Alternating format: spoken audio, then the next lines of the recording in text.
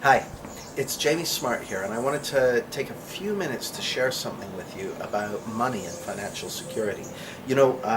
I ran a money program last year, and one of the headlines was "There's no such thing as financial security." And on the face of it, that sounds like a bizarre statement, but it's so interesting. I was running a NLP practitioner program a couple of years ago, and at the beginning of those programs, I would go around and I would ask everyone, what do you want? What have you come for? What do you want to create? And one of the answers I got from this chap was, I want to have 2.1 million pounds in the bank. I thought, oh, that's very specific. He must have something in mind for that. I said, well, what do you want to do with it? I assumed he wanted to buy something or something like that. And he said, well, I don't want to do anything with it. He said, I figured out, I calculated that 2.1 million pounds is how much money I'd need in the bank to feel a sense of security. And what I said to him is that represented a fundamental misunderstanding of where your security comes from. And I was speaking at an event sometime later, and I was explaining where security really does come from, that it comes from inside you, it comes from deep within your consciousness. Feelings of security and peace of mind and well-being, they come from inside you, and they're always there, they're innate, they're a part of you, like your nose or your knees or your toes. They're part of who you are. And the only thing that ever stands in the way of that is insecure thinking.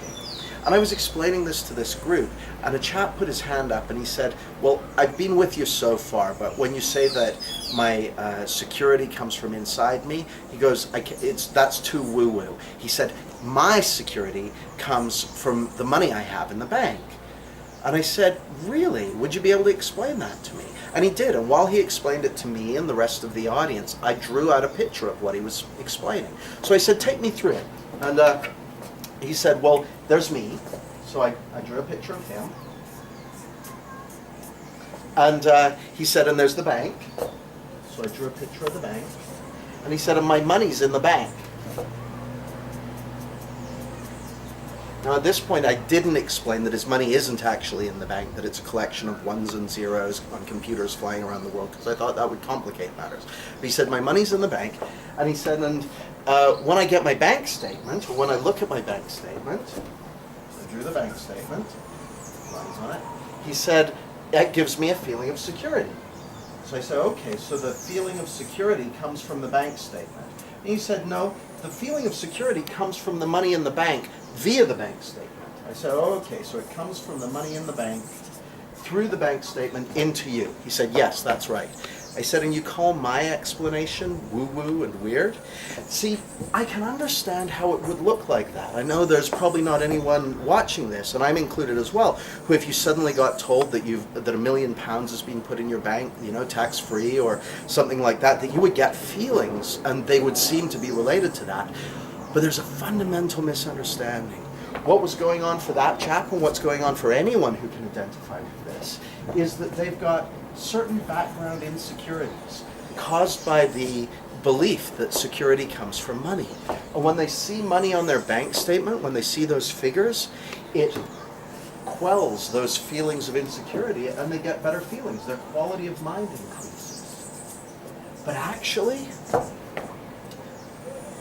those insecure feelings are just telling them that their thinking is off base, that their thinking's distorted in that moment. And I'm not saying that you need to think something differently.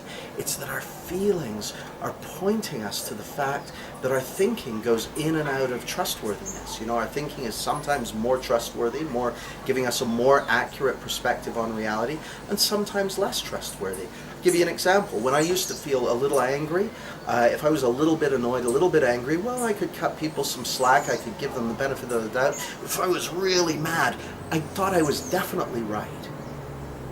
Well, the truth, that couldn't be further from the truth. The more angry, the more upset, the more freaked out I am, the more warped my perception is, the less clear I am on how things are. And yet it looks, the more angry and upset I am, the more real it looks, the more accurate my perception looks to me.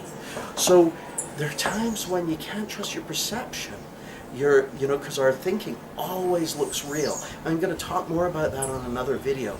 But for the moment, what I'd love you to see is that your well-being and your security and your peace of mind always, always, always come from within you.